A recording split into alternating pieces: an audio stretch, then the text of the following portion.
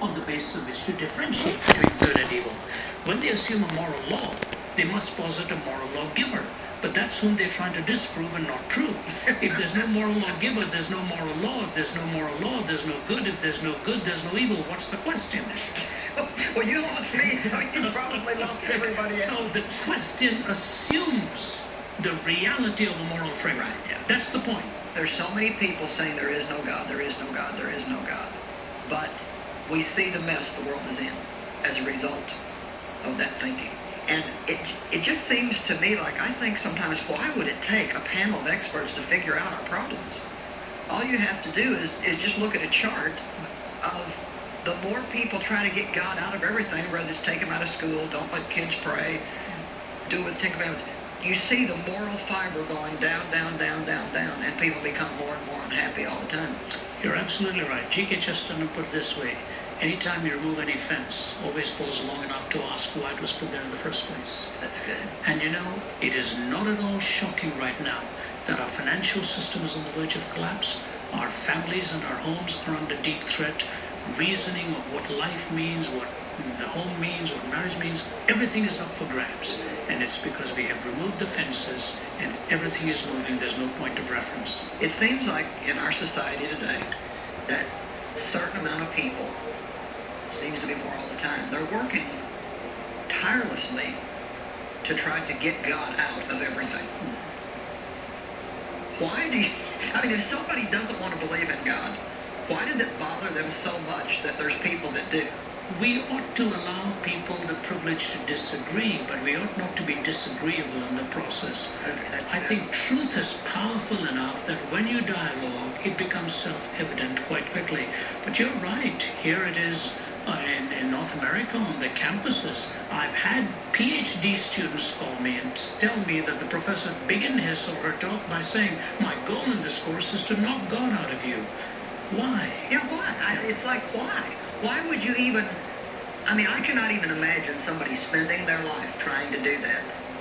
And then I have to wonder, Joyce, I don't know if I'm right here, but I wonder whether it is the moral issues that they're really fighting against. Right. Yeah. You know, when you read the sacred commandments of God, there are boundaries, and people do not like boundaries. That's exactly what my husband said. They just don't want to, they want to do what they want to do. That's and the only way they can do it peacefully is to say that there is no God, therefore there is no rules. So really at the root of the problem is rebellion. It's fascinating. I lecture at Oxford University 2 or 3 times a year. I'm a senior research scholar at Wycliffe Hall in Oxford. And out of Oxford comes Richard Dawkins, the great atheist who's writing on the God delusion and so on. You know, mocks the Christian faith, mocks believers in God. And the motto of Oxford is, the Lord is my light. Yeah. That's the institution where he taught. The Christian gives the differing person the privilege of differing. But if they want to do it with belligerence and hostility and ridicule and mocking, then they are violating the very privilege we all take for granted in a free society. In a free society, ideas need to be defended openly, graciously, and courteously.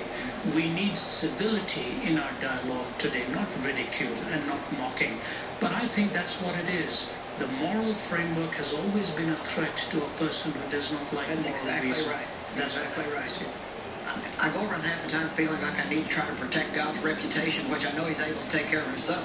But I hate what's going on in the world today because God is so good.